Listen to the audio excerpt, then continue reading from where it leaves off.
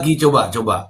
Oke, Aku suka sekali kalau ada orang ada teliti itu. ada kan ada 3 versi ya, Mister Ji, ya. Kalau di Loh, satu sesuai dakwaan ya, ya. itu, kalau itu saya kurang begitu mengikuti ya. Ada Hmm, yang kedua itu sesuai dengan surat perlawanan Priyo yang dibacakan di pengadilan tuh. Iya, di sidang oke. pertama ya. Ya, yang pertama itu bahwa, eee, kita persingkat aja ya, Mister J ya. Pada Boleh, tanggal boleh. 28 mereka sekitar jam 7 atau jam berapa itu Priyo dengan Ririn itu datang ke rumah Budi karena Ririn ini kan diundang oleh Budi untuk mendampingi dia karena ada pamannya Ririn yang namanya Aman Yani mau nagih Budi. Nah, begitu dia datang nyampe rumahnya Budi itu sudah ada Aman Yani dan Joko. Ya diketahui terakhir tuh namanya Joko. Terus si Joko ini dia mau keluar ke Aspeng. Nah, Aman Yani nyuruh Ririn untuk menemani Joko. Tetapi Ririn bilang udah Priyo kamu aja yang nemenin. Nah tapi kata Aman Yani udah kamu aja yang nemenin. Nah singkat cerita Joko pergi dulu tuh, keluar duluan.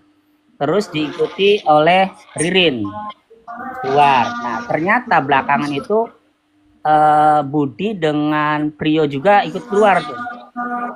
Ikut keluar. Nah Ririn ketemu dengan Joko di kiosnya Budi. Terus mereka berdua pergi ke Aspeng naik motornya Joko. Ya Joko itu udah nunggu di kiosnya Budi itu.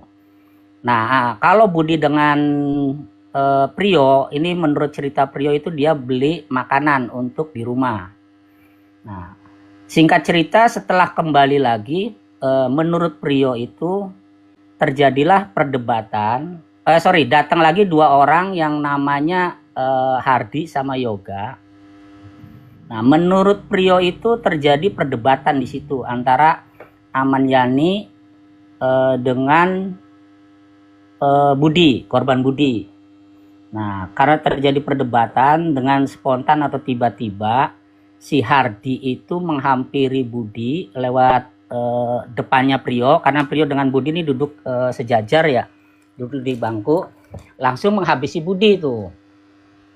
Nah, menghabisi Budi, Budi mati, ya maksudnya jatuh, karena mungkin ribut, Pak Haji Saroni keluar dari kamar. Nah, begitu ngelihat rame-rame dia balik lagi kan. Dikejarlah sama si Yoga. Masuk kamarnya Sahroni langsung dihabisi juga. Hardi juga ngikut tuh. Begitu Yoga lari, Hardi juga ngikut dihabisi. Terus yang kedua karena rame mungkin ya Eis juga teriak ada apa sih rame-rame gitu. Mereka berdua masuk lagi ke situ tuh disaksikan sama Priyo. Ya dalam versi ini Priyo hanya menyaksikan terus nih. Nah dihabisilah Eis terus siapa tuh satunya yang terakhir tuh Bella. Nah yang Ratu ya. Habis Eis Ratu. Nah Bella ini diambil sama nggak dibunuh pakai palu ya. Sempet digendong terus karena nangis terus. Sempat dikasih susu, minum susu, tapi karena nangis terus diambil sama Yoga, maka ditenggelamkan di kamar mandi. Nah, selesai pembunuhan itu versinya Priyo, dia kumpulkan mayat itu di belakang mesin cuci, terus dibersihkan semuanya. Nah, Priyo ini karena takut, Aman Yani, Yoga, Hardi itu akhirnya keluar setelah bersih semua mereka keluar. Nah, Priyo ditinggal sendirian. Karena sendirian takut, akhirnya dia keluar tuh muter ke Karangturi, nah nongkrong di kiosnya Budi. Nah, terus Ririn setelah dari Aspeng dia juga kan balik tuh kembali lagi ke rumahnya Budi karena memang mau nagih hutang Budi kan. Hutang Aman Yani. Nah, di kios dia dipanggil sama Priyo. Akhirnya dia berhenti. Nah, setelah berhenti ngobrol, Joko bersama temennya. Jadi begitu balik lagi nih, Ririn itu berboncengan 3 orang dengan temennya Joko. Jadi satu motor tuh 3. Nah, sampai kios mereka turun. temennya Joko pergi bawa motornya Joko yang pertama, Jokonya pinjem motornya yang dibawa Prio. Saya lupa tuh motor siapa. Dibawa Prio, dia pergi juga. Nah, Prio dengan Ririn itu jalan kaki ke rumahnya Budi. Nah, sampai di rumahnya Budi, si Ririn nanya, kenapa kok sepi? Katanya, pada kemana? Kata si Prio, ya nggak tahu katanya. Nah, Joko belum ada tuh. Nah, beberapa saat kemudian Joko nongol tuh. Ririn nanya juga, kemana katanya Budi dengan kru Aman Yani. Nah, versinya Joko itu dia jawab bahwa mereka lagi keluar bisnis. Nah, terus si Ririn nanya lagi, kalau istrinya kemana katanya. Dijawab sama Joko, Lorin, lu nggak tahu katanya istrinya Budi itu sakit muntah darah atau apa tuh ya. Nah, sekarang lagi dibawa ke rumah keluarganya sama Haji Saroni dan anak-anaknya. Nah, ya singkat cerita seperti itulah Mr. G. Nah, mereka sempat nginep itu sampai keluar itu ya tanggal 30 itu Mr. G. Jadi 30 malam ya Joko ngajak mereka berdua itu nganterin Joko ke daerah Jatibarang. 30 malam ya, sekitar jam 1-an atau jam berapa. Nah, antar, tetapi mobil itu ngalami kendala. Sorry, nguburnya belum ya Mr. Ji ya? Aduh, kelewat nih. Sakit. Belum, sorry. Nah, hari Jumat, berarti kan malam Kamis tanggal 28 terjadi pembunuhan sebelum jam 12. Berarti tanggal 29. Nah, tanggal 29 malam kan mereka masih di situ tuh, hari malam Jumat berarti ya? Ya. Nah, Jumat pagi Joko nyuruh Prio itu ngambil cangkul. Akhirnya setelah ngambil cangkul, taruh di samping pintu. Nah, Ririn kan bangun tuh sekitar jam 9-an kalau nggak salah sih. Versinya Ririn ya tanggal jam 9-an. Nah, ini masalah waktu nih plus minus ya Mr. Ji ya, karena mereka kan tidak time waktunya nggak ada. Jam 9-an dia mau pulang, dilarang sama Joko, nggak usah pulang, sini makan dulu katanya. Nah, singkat cerita, Prio ini keluarlah beli makan, warung itu kurang lebih ada 3 bungkus dia beli katanya sih. Terus setelah pulang beli makan, Prio menjual perhiasan mungkin anaknya ya, gelang atau kalung itu ya, jual. Nah, sampai di situ, sampai di rumah Budi sekitar jam 11-an mereka makan. Selesai makan, Ririn pulang tuh. Yang versi di persidangan juga kan terungkap, Ririn pulang mandi di rumah. Nah, ketika Ririn tidak ada, mereka berdua itu menguburkan. Berarti dikuburkannya tanggal 29 tuh Mr. Ji, hari Jumat. Ya. Sekitar jam 11 sampai jam 1-an lah ya, kurang lebih. Nah, dikuburkan, selesai dikubur, rapi. Ririn sekitar jam 2-an itu kembali lagi ke rumahnya Budi. Nah, pertanyaannya kenapa lagi dia balik lagi kan? Ternyata dia disuruh Joko itu pakai motornya Budi pulang tuh.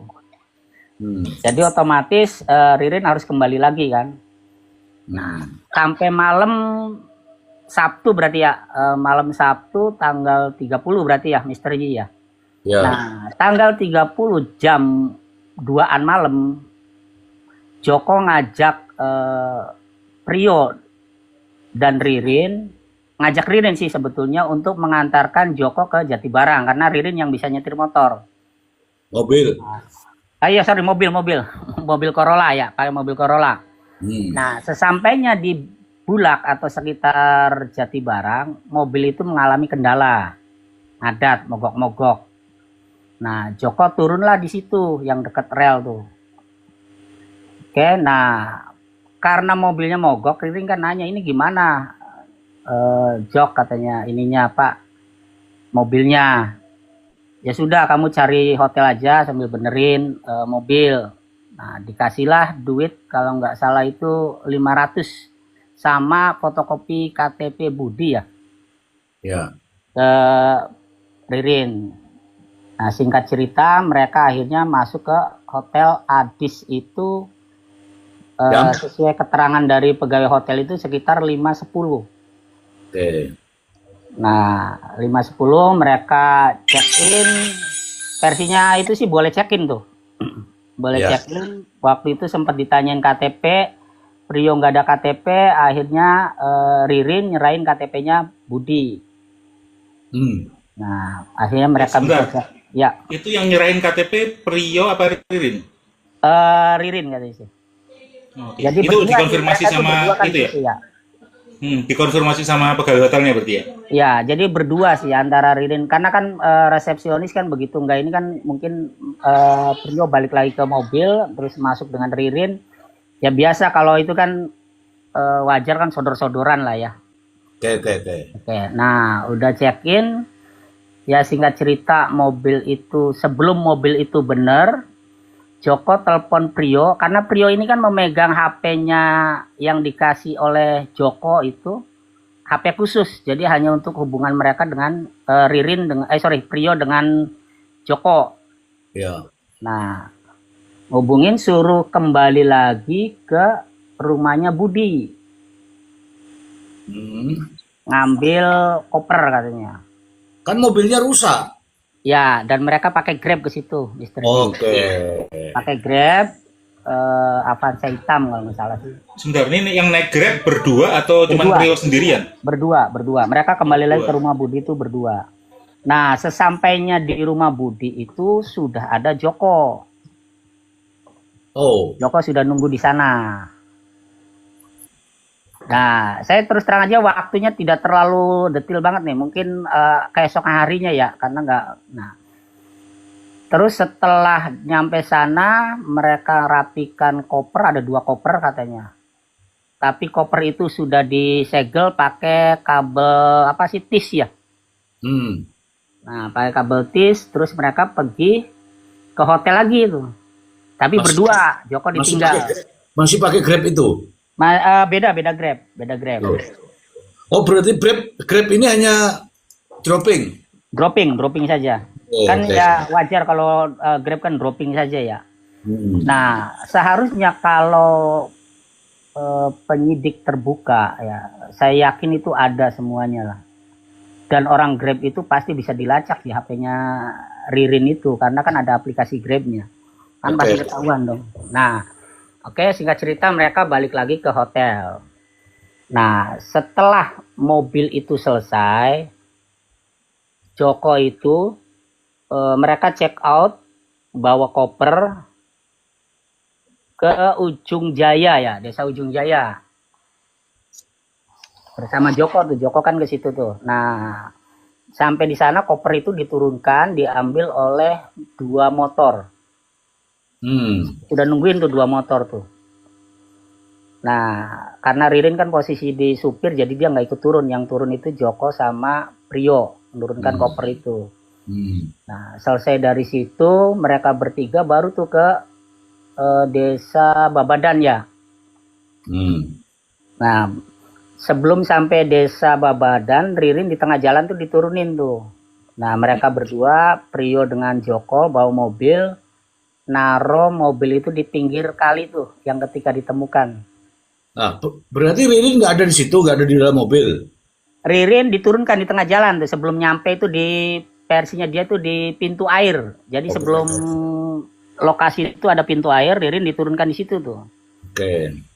Nah, cerita mereka itu tujuannya ke sana.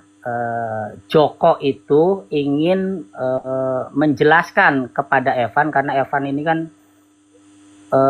saudaranya siapa ya, ada hubungan apa Ririn, gitu. iparnya Ririn. Iparnya Ririn menjelaskan bahwa Ririn itu tidak terlibat karena Ririn kan yang bawa mobil tuh. Nah itu, jadi dan Evan itu kan pegawainya Budi itu. Ya, mantan. Ya, mantan pegawainya Budi, maka dia mau jelaskan itu. Tapi Ririn tidak diikutkan, alasannya karena takut ada apa-apa lah.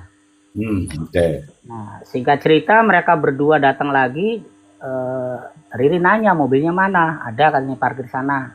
Nah, mereka tuh naik Grab lagi tuh. Oh. Naik Grab lagi,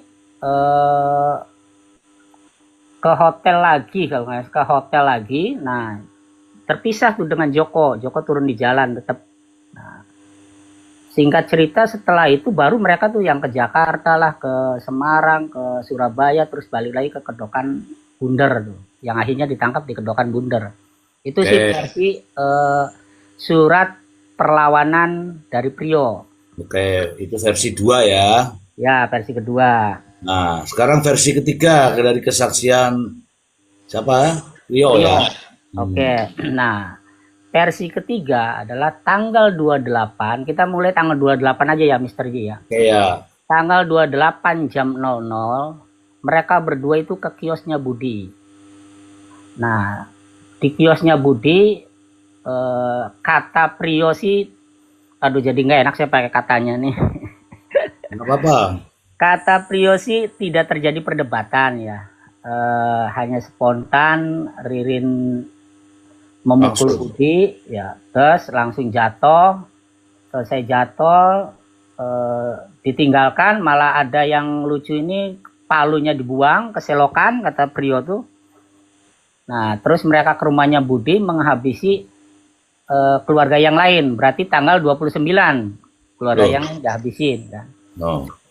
Nah, setelah dihabisi, mayat itu dikumpulkan di mungkin saya juga kurang jelas nih dikumpulkannya di mana, tetapi mayat Budi yang di kios itu diambil keesokan malamnya, berarti tanggal 30. Maka di CCTV itu yang diduga mayat Budi kan ada tuh, yang di versi penyidik yang pakai mobil pickup. Ya, ya. Itu ada jam 2.46 ngangkut mayat. Nah, setelah diangkut mobil, kembali lagi ke rumahnya Budi, masuk garasi, itu di mayat Budi dikumpulkan jadi satu dengan korban yang lain.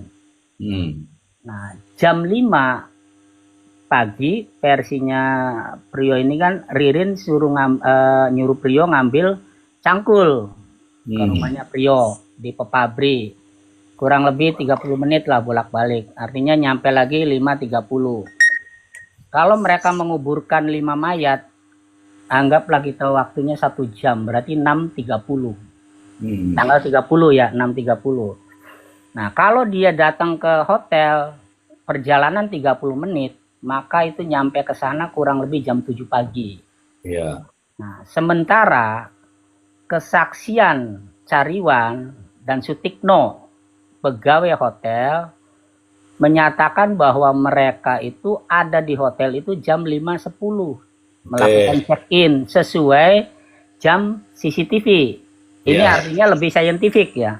Ya, ya, ya. Berarti sesuai dengan cerita yang kedua. Ya, kedua. Nah, ini kan ada kejanggalannya di situ, Mr. Ji.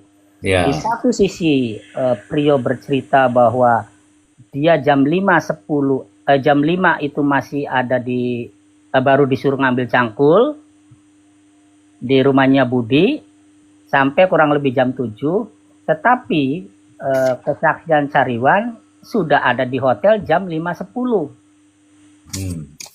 Ini kan janggal. Menurut saya sih kejanggalan. Sebetulnya kalau di kios itu kejanggalannya banyak, Mr. Ji. Iya, iya, iya, iya, iya. Satu gini, kalau ada bercak darah di tembok dan di beberapa 10 titik ya kalau nggak salah itu. 10. Ya setuju, mungkin sama celana sama itu ya, kursi terus lap ya, kotak gitu kan. Kalau ada bercak darah, artinya harusnya ada genangan darah. Iya dong. Iya kan dipukul kepalanya masa sih nggak bleberan darahnya kan itu. Iya, masa cuman bercakan? Bercakan doang, itu itu. Terus kalau logika, ini kita pakai logika lah. Kalau ada bercakan kemana-mana, artinya ada perlawanan nggak? Betul nggak, Mr. Ji? Iya. Nah, kalau ada perlawanan, kenapa ketika dibongkar oleh kios itu didobrak oleh pengacara Heri Reang dan keluarga korban, itu terlihat rapi. Harusnya hancur lebur, babak belur. Harusnya hancur lebur, berantakan. Nggak mungkin lah orang bunuh rapiin, gitu bersihin. Itu logikanya. Dan pada saat dibongkar didobrak oleh Heri Reang dan RT serta keluarga korban, tidak ada yang menyatakan menemukan bercak darah. tidak ada yang bahkan ada yang ngomong bau busuk itu kan dari telur pecah. Hmm. Nah ini kan menurut saya banyak kejanggalan itu. Tapi ya whatever lah, itu kan versinya jaksa ya. Ya, Suka-suka dia lah mau nuntut, mau menjadikan itu bukti kan, karena kewenangannya ada di dia. ya. Kan itu. Begitu Mr. J, info yang bisa saya jelaskan. Oke. CCTV yang berangkat ke toko ada nggak? Budinya? Budi ada itu berangkat ke toko, tapi masuk ke toko kan tidak ada. Karena ya itu kalau disambungkan dengan versinya Prio surat perlawanan, ya itu kan mereka pergi ke tokonya Budi. Nah, kembali lagi kenapa dua orang? CCTV yang di bengkel. CCTV bengkel. Oh, nggak ada. Hah? Nggak ada. Nah, itu yang Kalau CCTV di bengkel. Nggak ada. Kalau yang Kalau Budi berangkat yang di CCTV fotokopi mana? itu nggak bisa kelihatan, itu jauh banget. Iya, jauh itu. Jauh. Tunggu dulu. Itu cuma narasi itu Bang Kopi ya. Tunggu dulu. Terlalu jauh karena dia kan sebelah sana lagi Palu itu. Fotokopi itu ke sana lagi Palu.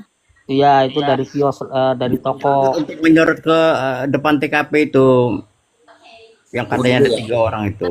Tunggu dulu ya, biar lurus dulu. Oke, tadi kalau menurut Bapak dari versi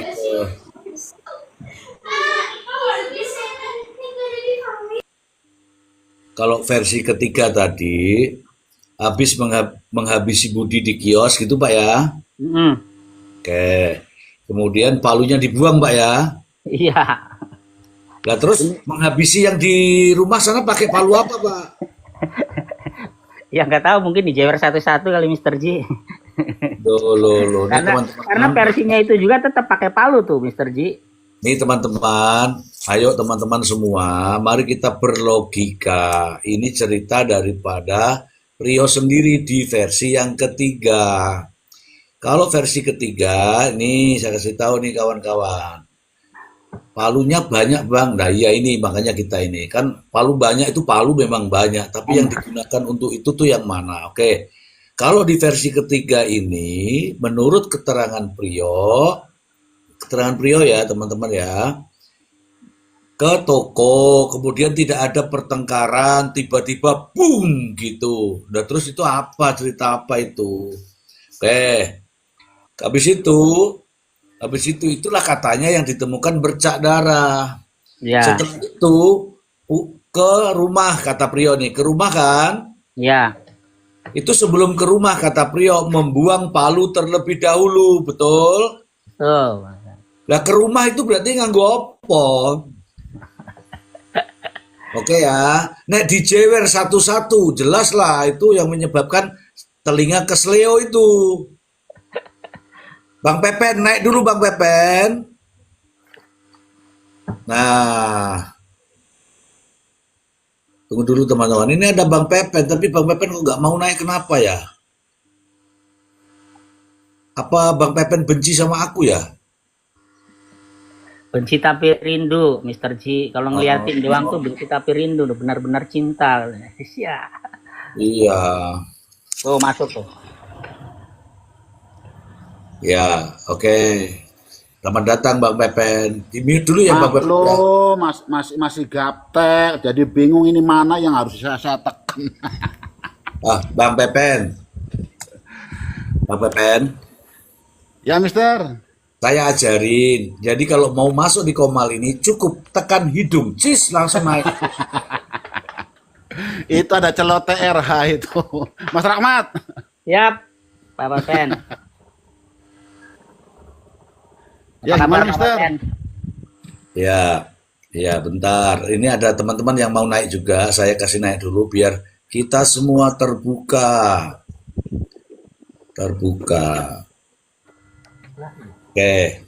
Oke.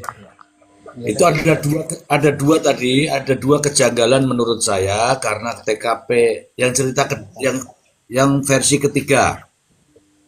Yang versi ketiga tiba-tiba langsung ke toko, langsung tiba-tiba mukul, habis tiba-tiba mukul langsung pulang ke rumah. Sebelum ke rumah itu buang palu dulu. Kemudian sampai di rumah jewer orang-orang itu sehingga pada kesleo, pada pingsan semua, gitu kan? Oke. Nah, benar berarti kata Bang Pepen. Apa yang disampaikan Bang Pepen beberapa waktu yang lalu bahwa TKP kedua itu sangat 1000%, 1000% ya Bang Pepen ya bilang ya. Ya, 1000%. 1000%. Ini sesuai nih teman-teman. Jadi sekarang poinnya Bang Ai, tolong didengarkan Bang Ai. Poinnya di poin persilangannya itu, persamaannya itu hanya ada di 0510 Bang Ai. Yang masuk ya, masuk ke gerbang. Bukan, itu 0501 itu. Ini loh. Yang hotel. Ya hotel. Di hotel sendiri mengatakan bahwa itu subuh jam 5 check in. Oke. Kemudian dari tayangan CCTV, tangkapan layar itu jam 5.10. Oke.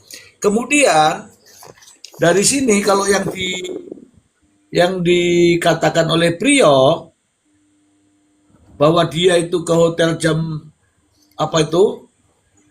Yang 6.30 kemudian 1 jam kemudian baru sampai ke hotel. Justru yang sesuai itu, yang sesuai itu di jam 5 yang 5.10. Jam 5.10 itu karena apa? Karena ada tangkapan layar dan pasti ada catatan di hotel. Betul. Oke, ini ada Bang Pepen nih. Bang Pepen coba, bener nggak sama yang disampaikan celoteh tadi? Ya memang benar demikian. Memang seperti itu ceritanya. Jadi makanya kita ini aja sama-sama berlogika. Berdasarkan dengan alat bukti rekaman CCTV. Antara 501 dengan 510. 501 menggambarkan, menampilkan seseorang yang masuk pagar, melalui pagar rumah. 510 menandakan orang tersebut ada di hotel. Nah, maksudnya mari berlogika itu, kalau hanya cuma selisihnya 9 menit, 10 menit, apakah itu memungkinkan? Sementara kami sendiri ini tahu betul jaraknya dari rumah TKP ke hotel itu setidaknya makan waktu 30 menit. Nah, kalau kemudian si Prio mengatakan bahwa orang yang tertangkap oleh CCTV masuk melalui pintu pagar rumah, yang nggak masuk di akal. Kalau dirinya mengaku bahwa oh itu saya katanya, ya jelas nggak masuk di akal. Nah, Ya itu ya, aja. ya. Nah, kenapa kemudian Ririn mengatakan wah itu Joko? Ya yang masuk di akal memang itu Joko. Ya kan Oke. sederhana sebetulnya, Mister. Ya. Sekarang ini dua-duanya didakwa ini teman-teman. Teman-teman jangan emosi dulu ya teman-teman ya. Jangan emosi dulu. Mari kita satukan nih puzzle-puzzle yang terpotong-potong itu. Oke, biar kita tahu yang sebenarnya masuk di akal atau tidak. Gitu. Saya sudah pancing-pancing sih sebenarnya kemarin. Nah, ini dari 3 versi saja kawan-kawan. Mohon maaf nih teman-teman. Baik kuman-kuman, buzzer-buzzer maupun siapapun Anda, maupun orang-orang cerdas. Ini saya faktanya ya, fakta ya teman-teman ya. Faktanya adalah ada 3 versi. Versi pertama itu versi dakwaan jaksa. Kalau versi dakwaan jaksa saya sudah nilai tadi tidak masuk akal. Yang kedua adalah versinya keterangan daripada Prio yang ada suratnya itu. Kalau itu bisa didukung dengan fakta-fakta. Fakta apa? Fakta CCTV, saksi hotel, CCTV hotel, ada semua itu. Tinggal silakan mau atau enggak disatukan. Nah, versi ketiga ini lebih aneh lagi, yaitu ada TKP kedua yang itu ngangkut mayat dari situ. Yang lebih lucu lagi, melakukan pembunuhan dengan palu godam yang ada di sana itu, yang sudah dijadikan alat bukti.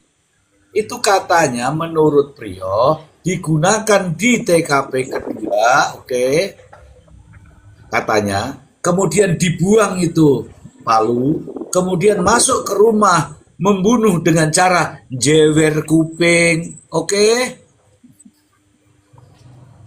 Awas Mr. J, jewer kuping ntar dinarasikan serius sama mereka nih. Ya iya Nona, katanya kan pakai palu, terus kalau palunya dibuang pakai apa? Jewer kuping. Silakan Bang Kalian Pepe. tuh menjawab Bang Pepen tadi dari Siliwangi ke mana? Ke hotel. Itu Iya. bisa Bang Pepen. Kalau Corollanya si Budi itu mesinnya V8 twin turbo, nyampe itu. Iya benar. Walaupun V8 turbocharger juga nggak memungkinkan dalam jarak itu, kalau nggak salah ya kurang lebihnya itu 30 kilo itu. Iya 30 kilo, betul. Ya. Kalau 30 kilo berarti kecepatannya itu berarti setidaknya itu harus di atas 130 km per jam. Lewat langit Bang Pepen. Terbang. Oke, sekarang begini, saya mau kasih tahu teman-teman. Teman-teman, ketika mendapatkan penjelasan apapun itu bentuknya, apakah itu berita, apakah itu VT, apakah itu pernyataan-pernyataan, tolong dinalar dulu. Dinalar dulu. Masuk akal apa enggak sih? Ngono lo ya. Mosok toh pacul cangkul kecil bisa gitu 2 orang, contohnya begitu. Dinalar dulu. Jangan emosi karena kebencian. Jangan emosi karena pengen pembuktian, tapi jadinya jadi gelap gulita. Ada 3 versi, ini menunjukkan teman-teman, apa yang ditunjukkan di sini adalah tidak konsisten di antara ketiga keterangan tadi. Kalau ada orang, teman-teman semua saya ajarin, kalau ada orang yang bilang dirinya jujur, aku jujur ya, yakin dan percaya ada kebohongan yang ditutupi. Betul nggak Bang Pepen? Betul, teorinya memang begitu. Itu, makanya orang jujur itu tidak pernah ngomong jujur. Orang jujur itu ya apa adanya, bukan bilang aku jujur ya.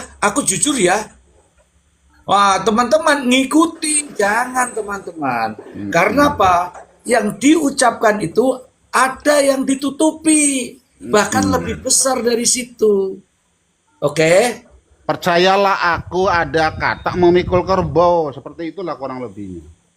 Tuh, percayalah aku ada kata memukul kerbau. Memikul. Ya, memikul. Maaf. Hal mustahil. Lama itu. Iya. Ya, silakan Izin teman-teman. Mr. J. Teman-teman, boleh. Bang Kajeng, silakan Bang Kajeng. Ya, Assalamualaikum izin. Mr. J. Kebetulan saya juga. Salam. Jadi begini Mr. J. Kalau menurut saya ya, ini kejanggalan yang paling krusial itu yang di CCTV selisih 3 jam itu, 21.35 loncat ke 00.24 itu. Saya yakin di situ, ya, artinya ini hanya pandangan saya ya. Saya yakin 3 jam tersebut itu banyak aktivitas di situ. Dan itu tidak dibuka. Yes. Betul. Oke. Kalau dibuka, mungkin di situ bisa jadi ada aktivitas-aktivitas, entah orang lain kah, entah tukang ojek yang lewat kah. Betul nggak, Mr. J? Itu udah jelas di situ saya tuh kejanggalannya saya. Betul. Ayo, betul itu teman-teman. Jadi, kalau mau dibilang jujur-jujuran, nggak usah ngomong jujur. Dah, buka aja itu CCTV secara belak-belakan. Itu baru Ya, jujur. buka aja CCTV-nya. Kemudian juga dari HP yang disita itu, bukan jangan HP Ririn aja yang di Cerita. Celebrate tuh, ya kan? Di situ kan ada HP yang lain. Apa ini kan kalau memang itu untuk menambahkan bukti-bukti yang lebih valid lagi kan itu kan bisa jadi dibuka dong, gitu kan? Di Celebrate semua kan pasti tampil karena mungkin ada kaitannya antara HP yang satu dengan HP yang lainnya ini tentang chattingan atau apa gitu kan? Bukankah begitu, Mr. J? Betul. Jadi sekecil apapun itu dibutuhkan informasi dari handphone tersebut. Betul itu. Kenapa hanya dia saja? Padahal kan ada yang lain. Ayo teman-teman, teman-teman semua, baik kuman maupun bukan kuman, baik cerdas maupun buzzer, ayo. Mr. J, saya kasih analogi sederhana aja, Mr. J, terkait Boleh. 4 pelaku yang lain ya, Mr. J. Ini Ya. ada orang lapor kemalingan, maka orang tersebut akan menyatakan bahwa barangnya yang hilang adalah ini terjadinya jam sekian. Dia tidak akan menyebutkan ciri-ciri pelakunya karena dia tidak tahu. Betul nggak, Mr. J? Ya. Nah, polisi hanya berdasarkan keterangan korban seperti itu, dia bisa menangkap pencurinya. Betul nggak, Mr. J? Betul. Ya, Kenapa polisi itu melacak maling tanpa ada ciri-ciri, hanya berdasarkan bukti-bukti yang ada di TKP, dan banyak yang tertangkap, dan dia tidak menyebut bahwa itu fiktif. Wah, malingnya fiktif karena nggak ada ciri-cirinya kan gitu. Tetapi ketika kasus pembunuhan Pauman yang sudah jelas disebutkan oleh terdakwa ada 4 pelaku lain, bahkan juga yang satu yang dulu dianggap fiktif semua, tetapi Aman Yani muncul bahwa itu fakta, ada orangnya, ada keluarganya, ada fotonya. Kenapa tetap dianggap ini fiktif dan tidak terlibat? Kenapa tidak dicari dulu? Kenapa tidak ditangkap dulu? Persoalan Aman Yani itu terlibat atau tidak itu kan akan dibuktikan ketika sudah ditangkap. Itu analogi saya ya. Jadi kalau yang bilang bahwa 4 pembunuh itu pelaku lain itu dianggap fiktif karena tidak terlihat di CCTV, kenapa pada saat laporan kemalingan, pencurian, polisi tidak ada ciri-cirinya aja dikejar gitu? Itu Mr. J. Kan analogi sederhana tuh, Mr. J. Kalau bilang fiktif, semua kemalingan pasti fiktif tuh, Mr. J. Iya, karena tidak ada orangnya ya. Iya, nggak terlihat siapa ya. Kalau kelihatan kan gampang. Itu Mr. J. Kalau kelihatan bukan maling, rampok jadinya. Oke, sabar dulu. Nanti akan kita narasikan itu. Yakin dan percaya. Saya akan kasih tahu hakimnya yang ada di Indramayu. Hati-hati dengan kasus ini. Saya sapa dulu nih, ada abang kita, Bang Eren. Selamat pagi. Pagi Mr. J. Sehat selalu Bang Erin. Amin. Nah, apa yang anda simak dari pernyataan kawan-kawan yang baik-baik ini? Apa yang disimak? Salam hari baik bagi kita teman-teman yang di atas maupun yang di bawah. Siap Bang Erin. Semakin ke sana semakin ke sini. Tapi yang pasti tuntutan telah dibacakan. Prio 20, Ririn hukuman mati. Walaupun menuju tuntutan ini ada rasa ketidakpuasan yang aku rasakan, di mana ketika hakim berusaha membantu JPU dengan menambah jadwal persidangan untuk menghadirkan ahli, sayangnya JPU tidak memanfaatkan itu. Kenapa? Karena konsentrasi pada hal kejadian di toko. Ketika di dakwaan cerita tentang toko tidak ada. Sehingga itu merupakan satu tambahan. Seperti yang diatur mungkin ya Mr. J, yang diatur di KUHP baru pasal 253 itu ya, di huruf H tersebut. Di situ saya lihat hakim berusaha membantu JPU agar ayat H itu terpenuhi. Iya, Mr. J kan? Ya, ya, ya. Nah, agar apa? Agar hakim juga tidak ragu jika memakai cerita tambahan itu menjadi satu putusannya nantinya. Dengan mengikuti apa? Tatanan aturan yang telah dikatakan di huruf H, itulah yang saya katakan itu, bahwa silakan ada tambahan di persidangan tetapi dengan tidak melawan aturan hukum. Ya kan? Ya. Dan di situ saya lihat keraguan yang sangat terhadap hakim terhadap CCTV itu. Karena apa? Dia bertanya kepada JPU, adakah CCTV yang menunjukkan Budi ada di toko? Itu satu. Tetapi ketika dia meminta ahli, itu sangat-sangat ingin membantu JPU, bahkan dia tambah jadwal sidang. Ketika jadwal sidang pun sudah jatuh di hari H, masih dia tambah lagi untuk besoknya.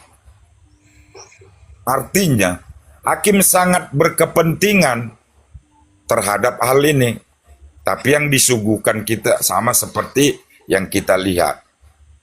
Kalaupun ahli tidak ada, kenapa JPU tidak memakai sarana saat ini? Bukankah Zoom? Sering kita tonton di persidangan. Jika ahlinya memang tidak bisa hadir di rumah persidangan pada saat itu. Tapi Memang- itu menjadi satu keanehan, kan itu dia Mr. J. Memang Bagi tidak saya ya. berkeinginan. Gimana Mr. J? Memang tidak berkeinginan, Bang Irin. Nah, jadi itu dia Mr. J. Bagaimana ada teman yang mengatakan bahwa dengan keterangan Ririn mengatakan dia ada di TKP itu satu kunci kuat kepada hakim. Justru saya bertanya, apa hakim berani mengambil kejadian di toko itu untuk alas daripada dasar putusannya? Sementara aturan mainnya, syarat dan ketentuan belum berlaku. Iya kan? Ya. Nah, saya menegaskan ini hakim membantu JPU ini, tapi JPU kenapa nggak memanfaatkan sarana waktu yang telah diberikan hakim? Iya kan, karena itu tambahan tidak ada di dakwaan. Kalau ini kembali ke dakwaan, apakah berani hakim memutuskan satu tambahan itu yang tidak sesuai dengan di dakwaan? Oke. Itu yang agak menggelitik sama aku, Mr. J. Dan satu lagi saya juga tegaskan juga, ada teman juga yang mengatakan bahwa Pak Tony telah diprank oleh karena Prio dan Ririn tidak menceritakan tentang kejadian di toko. Saya menyampaikan seluruh masyarakat Indonesia, baik para pihak maupun pemerhati, semua kena prank.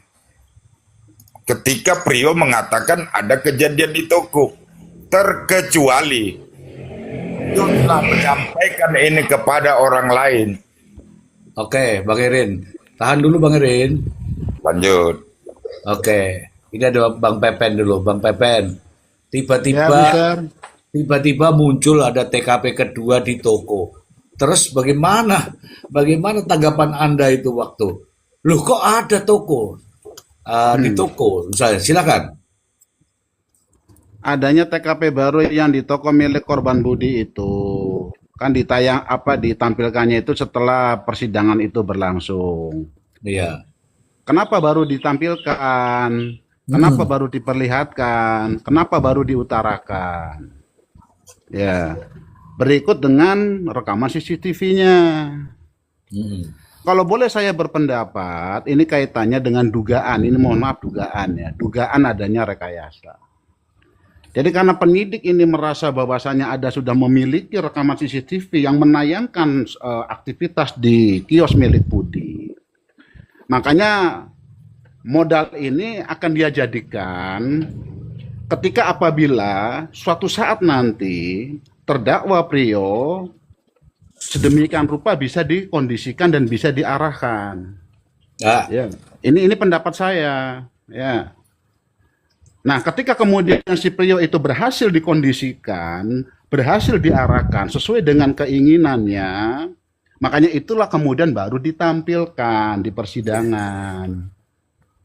Ya, itu menurut analisa saya. Ya.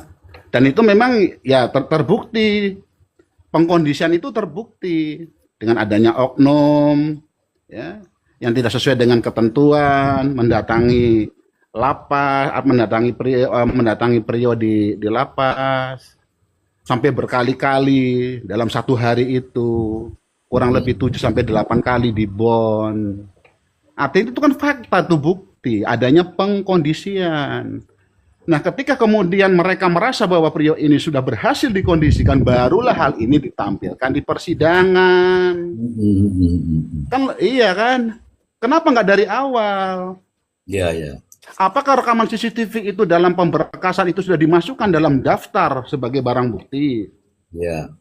Kan begitu aja, Mister. Iya, iya. Ya, kita menganalisanya ya sebenarnya sederhana banget. Ya, dan kebetulan karena saya sebelum pengkondisian itu terjadi, seperti yang kemarin saya katakan, Ya. bahwa saya pun juga sempat membuat postingan di situ. Ya, yang sebetulnya isi daripada postingan itu ya bersama dengan salah seorang kawan media menceritakan bagaimana riwayat hidupnya Haji Sahroni, kemudian keterkaitannya dengan Aman Yani. Kemudian yang paling penting adalah saya ada katakan waktu itu bahwa sebetulnya Pak Tony sebagai kuasa hukum terdakwa, ya, 2 orang kan waktu itu kan masih statusnya kan sebagai kuasa hukum 2 orang terdakwa itu Ririn dan Prio. Ya, ya, ya. Ya. Artinya posisinya ini benar-benar sudah di atas angin. Ya. Dengan posisinya di atas angin ini mereka yang punya tujuan yang lain, yang merasa gerah. Dan itu dibuktikan dengan adanya kuasa hukum Prio yang sekarang ini, Saudara Ruslandi, sampai mengesampingkan etikanya sebagai seorang lawyer yang sampai berteriak-teriak di muka persidangan. Itu pun juga sebagai tanda. Iya. Dengan mengatakan, wah bohong itu. Iya, iya. Ya, kalau saya anggap itu sebagai tanda. Dan itu udah saya jelaskan dalam postingan saya kemarin. Oke. Yang sengaja posisinya itu berdiri persis di belakang kursi pesakitan. Jadi bukan secara kebetulan itu. Bukan. Kehadirannya di muka persidangan saat itu dengan membawa suasana batinnya yang tidak tenang. Iya, niat. Ini ya sudah ada niat karena dia sudah feeling nih. Pasti nanti kuasa hukum terdakwa ini Pak Tony akan menceritakan bagaimana awal mulanya dilakukan pemeriksaan di Polres ya. Saat itu didampingi tidak oleh pengacara. Yang Kan pakai itu baju awalnya. kotak-kotak merah itu ya, Bang Pepen. Kenapa? Iya, iya. Yang dia pakai baju kotak-kotak merah itu kan? Iya. Ya. Nah, dan memang betul ketika pengacara Tony menanyakan kepada terdakwa Ririn terkait dengan pendampingannya, terkait dengan PH-nya, apakah saat itu didampingi atau tidak? Didampingi hanya cuman foto doang, selfie doang, habis itu sudah pergi. Itu yang betul. Langsung kemudian seketika itu langsung teriak, "Oh, kamu bohong, aku bohong." Iya. Nah, hal itu saya langsung menangkap, saya menyimpulkan, oh berarti kesimpulannya begini nih. Kan begitu aja saya dalam menyimpulkannya. Iya. Itu, Mister. Baik. Baik, saya tak narasi dulu sebentar saja ya, biar Pak Hakimnya roto-roto kepanasan ya. Hanya dikit boleh gak? Dikit aja, mumpung masih ingat. Jadi Bang Pepen, waktu Bang Pepen wawancari media itu posisi di depan TKP. Bukan TKP, di lapas. Oh, Bukan diwawancarai, maksudnya saya hendak mau bikin postingan. Oke. Ya. Karena kan ada awalnya kan memang sudah mulai ada riak-riak yang kurang enak didengar lah. Iya, oke. Yang ngatain saya, ini orang ini apa sih urusannya kok ikut campur banget, seperti kayak tahu hukum segala macem. Ya kan begitu. Padahal udah saya jelaskan. Tapi Bang Pepen nggak punya rekamannya ya? Ya justru itulah makanya karena oleh kawan saya media ini dengan alasan teknis, dengan alasan karena hasil rekamannya itu kurang bagus, makanya sengaja nggak di-upload, sengaja nggak diposting. Oke. Maksud saya andai kata waktu itu apa yang saya utarakan terkait riwayat hidupnya Haji Sonroni dan lain sebagainya, kan itu nggak sengaja saya bikin postingannya itu kan di lapas. Karena saya punya insting, punya naluri, karena tinggal satu langkah lagi, yaitu agenda sidang pemeriksaan terdakwa Priyo. Yang kemudian nanti harapannya seperti yang memang dari awal diceritakan, bahwa oh ya memang betul, Ririn sebutnya tidak terlibat, bla bla bla bla bla. Namun faktanya kan cukup mengagetkan. Begitu di sidang berbalik, Iya, bertolak belakang. karena ada 8 kali. Ya itu. Ya. Nah, jadi makanya kembali saya tegaskan terkait dengan alat bukti rekaman CCTV di kios milik Budi, ya, kemudian adanya TKP baru, yaitu strateginya dari pihak penyidiknya seperti itu. Makanya kenapa belakangan baru ditampilkan. Ya, setelah Priyo ini dipastikan sudah dapat dikendalikan dan sudah nurut dengan arahan-arahannya gitu loh. Cocok. Nah, ya Pak Effendi, pahamnya. saya tambahkan juga tuh Pak Effendi. Sebelum terbongkar di persidangan ada oknum polisi yang datang ke Priyo. Sebetulnya Priyo sudah sering cerita kalau didatengin. Tetapi dia masih kekeh, masih yakin. Itu sebetulnya Bang Tony pernah diwawancara tuh, cuma tidak diupload sama Bang Tony karena menghargai teman-teman di kepolisian, makanya nggak diupload karena kan itu kan baru katanya.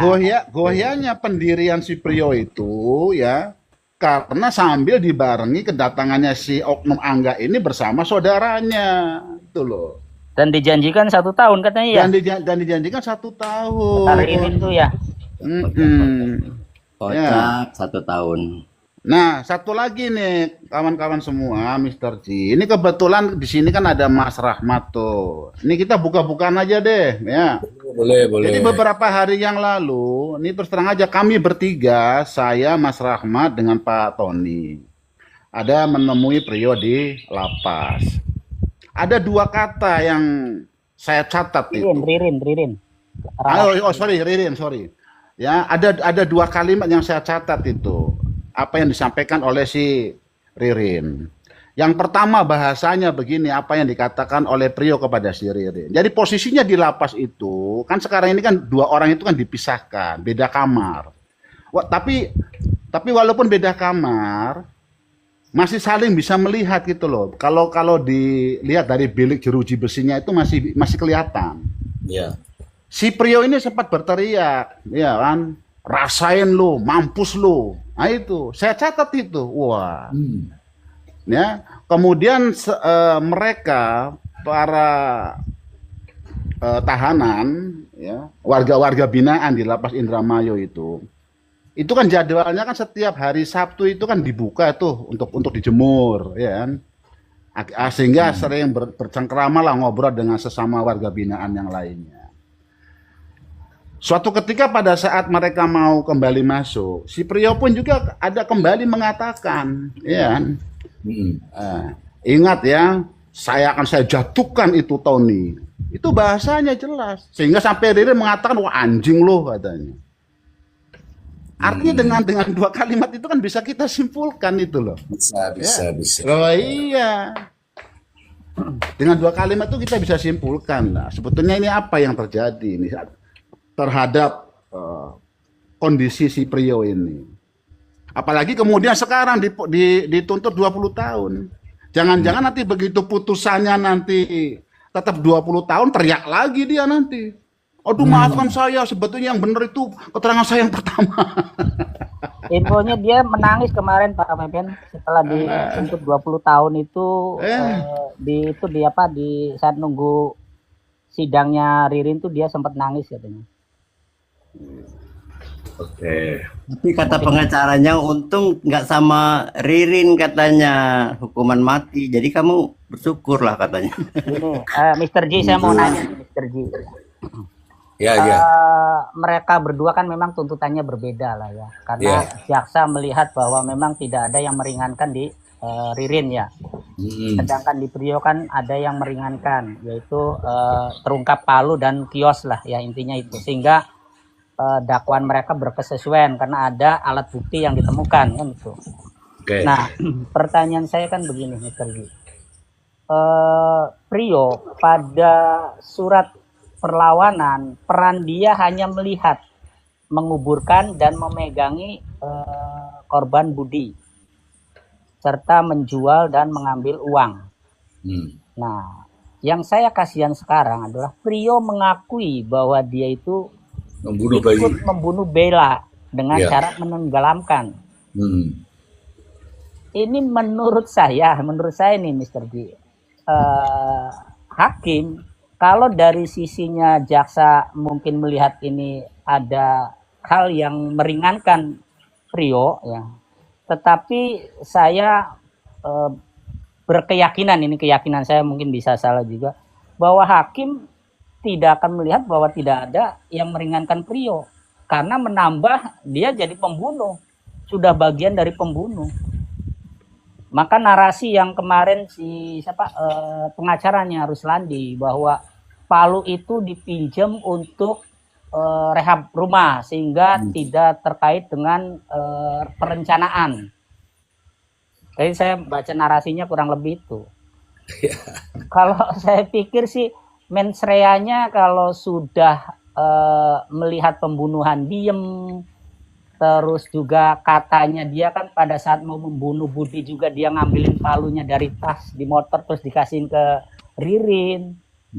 Itu kan sudah, kalau sudah ngakuin apalagi yang perlu dibela, maksud saya gitu Mr. G. Betul nggak? Betul lah, betul. Iya, apalagi yang harus dibela gitu kan, sudah diakui semua, membunuh iya, menyediakan peralatan iya, menguburkan iya, menjual perhiasan iya, mengambil harta bendanya korban iya, melarikan diri iya, semua diakui. Menurut Mr. G, ada celah mana dari pengacaranya yang bisa membela Priyo? Ya ini sepengalaman Mr. G aja, ada nggak celah untuk membela Priyonya? Oke. Baik, Mr. J, sedikit menambahkan Mr. J. Jadi begini, izin ya. Misalkan gini ya, ini analogi ya. Ada masyarakat, kemudian masyarakat itu menangkap atau menangkap maling lah. Satu contoh maling lah, ketangkap nih. Nah, kemudian si maling tersebut itu ditanya, kamu berapa orang? Kamu berapa orang? Pasti kan ada pertanyaan begitu kan, Mr. J, dari masyarakat tuh. Berapa orang kamu berbuat? Berapa orang kamu berbuat? Nah, paling tidaknya itu kan maling kan saking takutnya mungkin mengakui ya, jadinya saya 2 orang, cuma yang satunya lari ke sana. Misalkan seperti itu ya, Mr. J ya.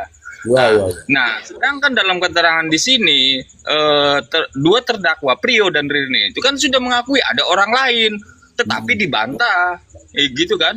Kok aneh kalau menurut saya begitu, Mr. J. Bagaimana tanggapannya itu, Mr. J? Oke. Ini tadi yang saya ini dulu ya, Pak siapa namanya tadi itu? Pak Celoteh. Siap, Mr. J. Pak Celoteh ya tadi ya yang. Iya.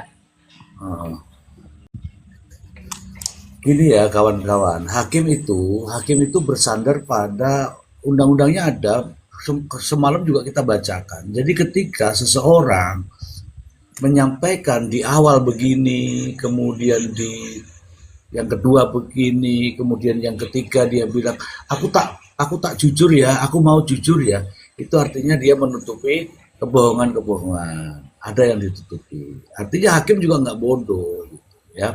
Pertanyaannya tadi apa ya Pak Celoteh ya? Ini gara-gara Bang Kacung. Ya tadi ketika semua sudah diakui perbuatannya, ya. Oh ya. Apakah apa yang harus dibela gitu, Mr. J? Ya, saya tidak mau mencampuri tugasnya pengacara, tetapi saya melihat dari sini. Ketika semua fakta sudah dibuktikan sendiri oleh dia, justru itulah yang memberatkan dia.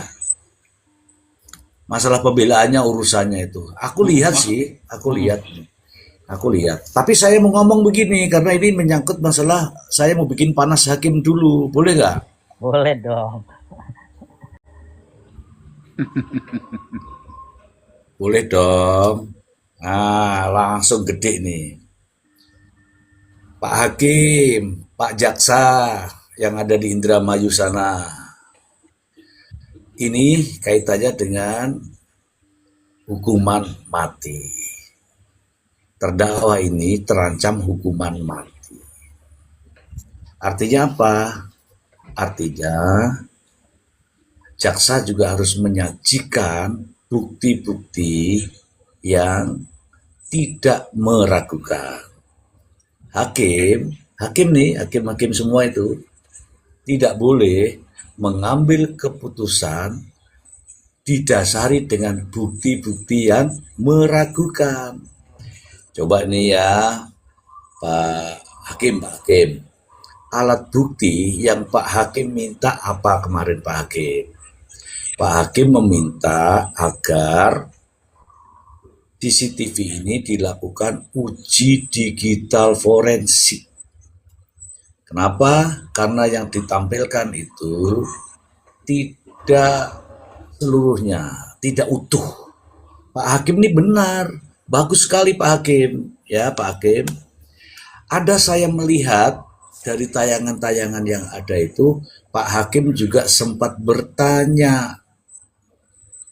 Halo Pak Hakim, sempat bertanya kan, ini CCTV sudah dilakukan uji digital forensik apa belum? Apa jawabannya Pak Hakim? Belum. Nah, itu masalahnya. Kemudian Pak Hakim juga bertanya kepada saksi perbalisan, penyidik, ya kan? Apa nanyanya? Saksi, apakah saudara selama melakukan penyidikan, Prio ini sudah memudahkan proses penyidikan? Apa jawabannya Pak Hakim? Dia bilang tidak, justru menyulitkan. Oke. Yang berikutnya Pak Hakim, kemudian ditanya nih Pak Hakim nanya nih sama saksi perbalisan. Nanya kan Pak Hakim? Nanya sama saksi perbalisan, apakah ada Budi dalam rekaman CCTV itu masuk ke toko? Apa jawabannya Pak Hakim? Tidak. Pak Hakim sudah paham nih. Kemudian yang terakhir kemarin loh Pak Hakim, mengenai TKP kedua. Pak Hakim kan bertanya, mana buktinya kalau ada TKP kedua, DNA itu. Pak Hakim kan lihat sendiri. Apa yang dibawa itu? Surat fotokopi, ora ditandatangani. Mosok Pak Hakim yuk gelem dihapusi. Piye to Pak Hakim ya ra? Pak Hakim, hati-hati Pak Hakim. Ini adalah ancamannya hukuman mati. Maka teman-teman ya, cek dulu kebenarannya. Teman saya Hakim, ada juga di sana Pak Jaksa. Cerita-cerita tentang TKP kedua, apa iya sampean wis ngecek? Apa iya kebenarannya seperti itu? Dicek dulu kebenarannya. Kemudian pakai akal sehatnya. Masuk akal apa enggak? Ngono loh Pak Hakim.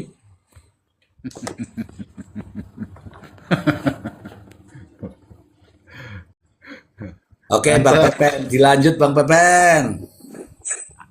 Apanya lagi mau dilanjut, Mister? Ya, ben Pak Hakimnya ben rotok-rotok kepanasan lah.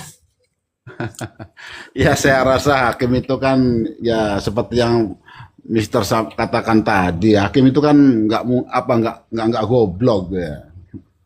Hakim itu jauh lebih pintar, lebih cermat, lebih teliti. Apalagi seperti yang tadi malam saya katakan itu, ya, terkait dengan kedokteran kehakiman. Makanya pertanyaannya, apabila kemudian ini banyak hal-hal yang meragukan, apakah nanti dalam putusannya itu terbukti secara sah dan meragukan? Kan Mister sendiri yang ngomong tadi malam. Tapi Pak Pepen, kok polanya sidik jari sama DNA sama ya? Banyak sidik jari terdapat di lokasi, tetapi tidak sempurna sehingga sulit diidentifikasi.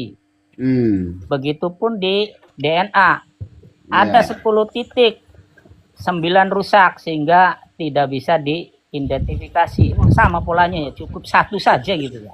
Iya.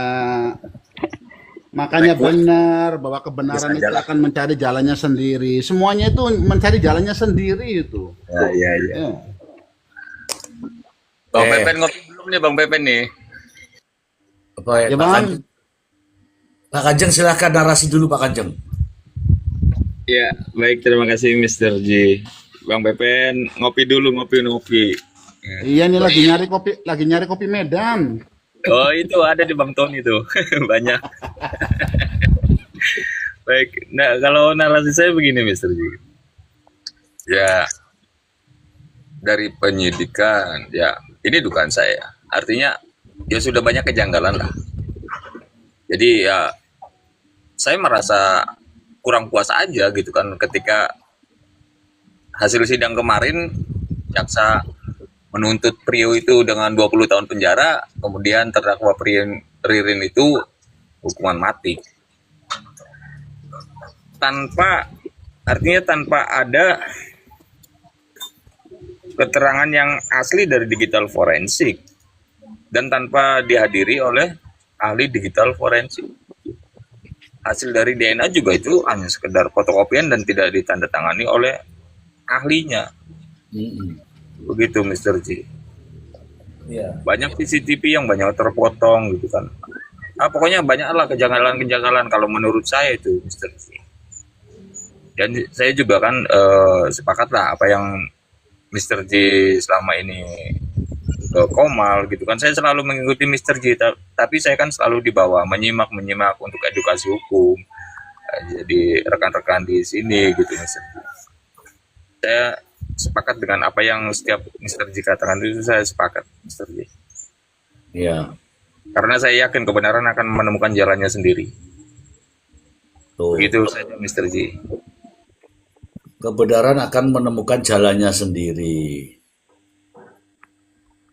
Ada tadi narasi bagus sekali tuh, Bang Pepen sekarang, Bang Pepen. Teman-teman boleh sanggah ya nanti ya.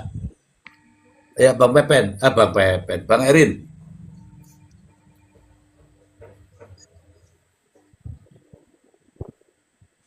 Oke.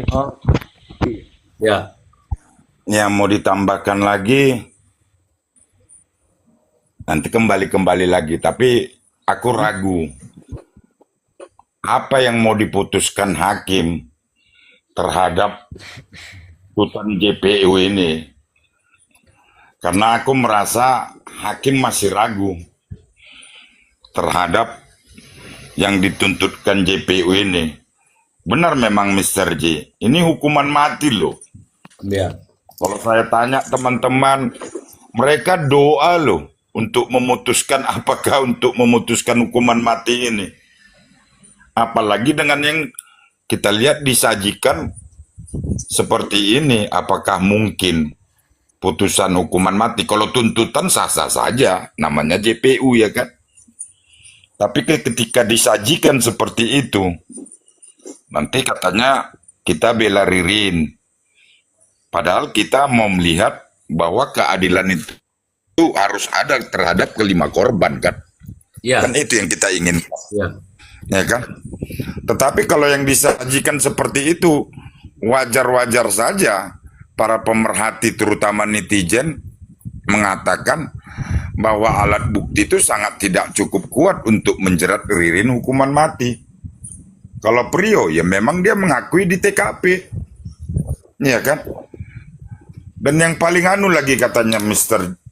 G, Ya, bukankah Prio membantah bahwa dia tidak melakukan terhadap si bayi? Nah, tetapi kenapa bantahan ini malah ini yang diucapkan JPU kepada si Prio bahwa dialah pelakunya terhadap si bayi, ya, ya, ya kan? Alangkah kasihannya Prio membantah ternyata yang dia bantah ini yang menjadi tuntutan terhadap dia. Dan ini akan membuat hakim, wah, lu Prio, kamu udah bantah, hakim tetap tuntut kamu. Kamu ini sebenarnya. Kan macam gitu. Tapi apapun kita berharap, memang hakim yang berintegritas dan penuh kehati-hatian. Apalagi dengan hukuman mati. Kalau angka kurasa no problem ya Mr. G, ya kan. Ini nyawa tergantung terhadap keputusan dia, majelis hakim lah ya, 3. betul. Iya kan? Ya kalau macam kami Katolik pasti dia dua rosario dulu. Kalau Protestan doa Bapa Kami, mungkin Muslim dia sembahyang tahajud untuk memutuskan ini. Iya, Dan pasti akan bercerita kepada keluarga di dalam memutuskan hal ini. iya, Ya teman-teman yang saya teman-teman hakim yang teman-teman kan. Kenapa nyawa seseorang tergantung kepada dia, apalagi dengan alat bukti yang dipertontonkan kepada kita ini, yang awam hukum saja bisa menyatakan keraguannya, apalagi seorang hakim. oke, Bang Erin.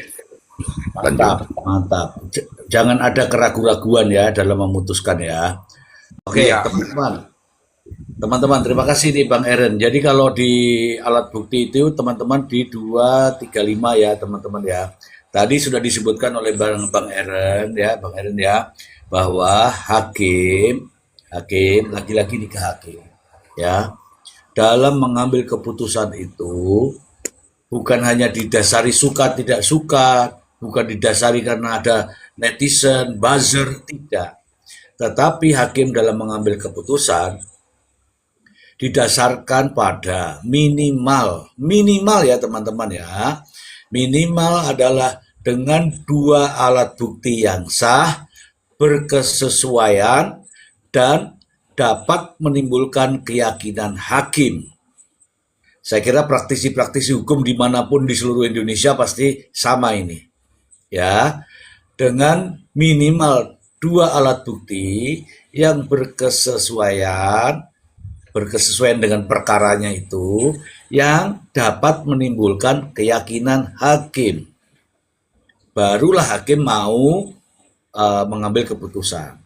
Tetapi mari kita simak alat bukti yang ditampilkan di persidangan saat ini.